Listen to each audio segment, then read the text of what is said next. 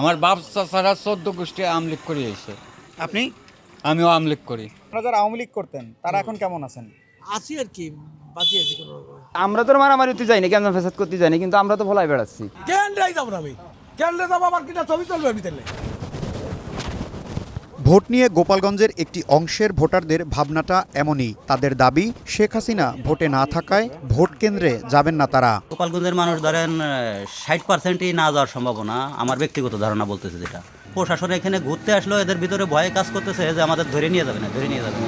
কেন ধরে নিয়ে যাবে না? ওই যে ভাঙচুর করছে, পোড়াপুড়ি করছে, এই পড়া ভয়টাই। এখানে প্রশাসন আসলেই সে বাজার ক্লিয়ার হয়ে যায়। কেন্দ্রেই যাবো না, গরিব মানুষ জেল খেলাতে গেলে তো ভাত তো দেবে, রুটি তো দেবে, না খায় মারবে, না খায় যদি মারে তাই মারে।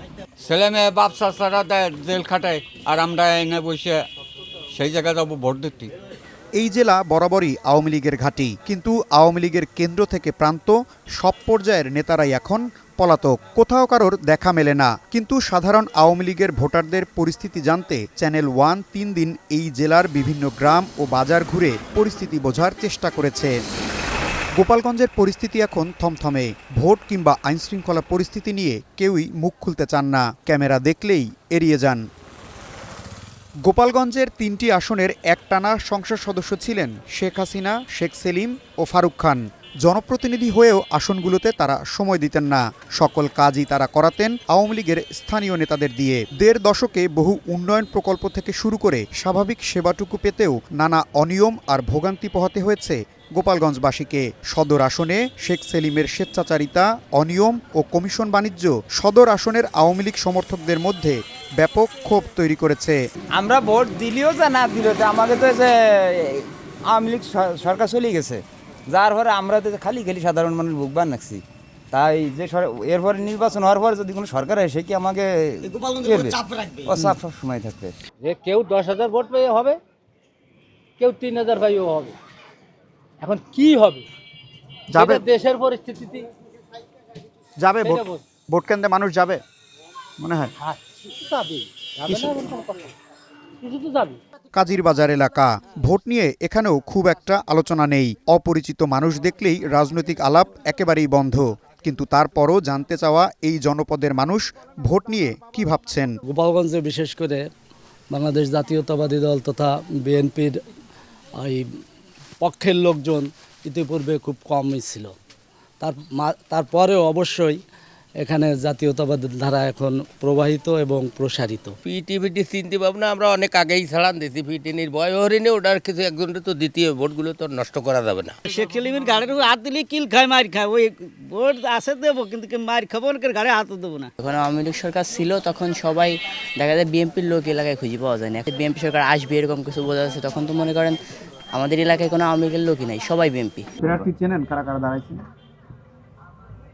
তার নামও তো একটা শুনি বাবা, ওই যে কোন পরিস্থিতি হয়েছে তার নামও তো নিয়ে পারি।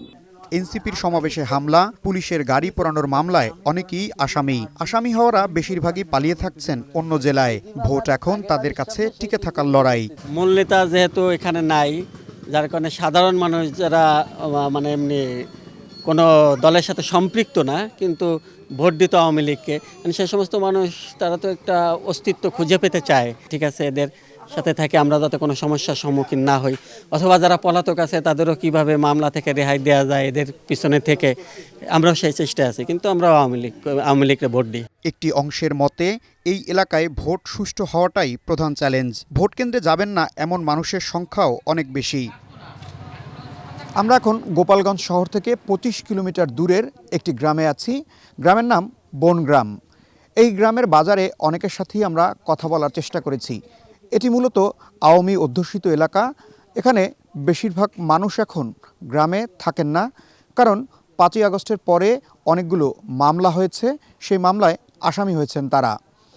এ নিয়ে অনেকের সাথেই কথা বলার চেষ্টা করেছিলাম আমরা, কিন্তু তারা গণমাধ্যমে কথা বলতে রাজি নয়। গোপালগঞ্জের আওয়ামী লীগের সমর্থক ও ভোটারদের বড় চিন্তা এখানে ভোটের পর পরিস্থিতি কতটা তাদের জন্য স্বাভাবিক থাকবে। এনসিপি সমাবেশে হামলা, পুলিশ ও ইউনোর গাড়ি পোড়ানো, বিএনপি নেতা হত্যা মামলায় অজ্ঞাতনামা আসামির সংখ্যা অনেক। এসব মামলায় হয়রানি ও টাকা পয়সা হাতিয়ে নেয়ার মতো ঘটনাও ঘটেছে। এখন ভোট দিলে কে অসন্তুষ্ট হবে সেই আতঙ্ক আছে অনেকের মনে। বাড়ি গোপালগঞ্জ, তারপরে কারো হয়তো দেখা যাচ্ছে কারো যদি কারো শত্রুতা থাকে, এরকম আছে যে আপনার নামে ঢোকা দিলাম আর টাকা পয়সা আছে কিছু খরচ করে, এরকম আছে। এমন এমন মানুষ আছে তারা জীবনে যায়নি, তারা আসামি, তারা জেলে খাটছে। 3টি আসনেই বিএনপি, জামায়াত ও স্বতন্ত্র প্রার্থীরা ভোটের জন্য দাঁড়ে দাঁড়ে যাচ্ছেন, কিন্তু তাদের মাথায় রাখতে হচ্ছে এখানে জয় পরাজয়ের নির্ধারক আওয়ামী লীগের ভোটার। জাতির পিতা শেখ মুজিবুর রহমান সাহেব এবং তার কন্যা শেখ হাসিনা দীর্ঘদিন দেশটাকে শাসন করেছেন। তারা আপনার অতীতে যে সমস্ত কাজ কারবার করেছে তাদের একটা পরিচিতি আছে, এই জন্য তাদের ব্যাপারটা জনগণই ডিসাইড করবে তারা কি করতে পারবে। গোপালগঞ্জের মানুষ সবসময় একটু স্বাধীন চেতা মানুষ, স্বাধীনতা বিশ্বাসী, মুক্তিযুদ্ধের চেতনায় বিশ্বাসী। এই কারণেই আমার মনে হয় না অন্য 5-10 জেলার মতো গোপালগঞ্জের মানুষ কোনো স্বাধীনতা বিরোধী শক্তিকে বা মুক্তিযুদ্ধ বিরোধী কোনো শক্তিকে তারা ভোট দিয়ে তাদের নির্বাচিত প্রতিনিধি করবে বলে আমার বিশ্বাস হয়।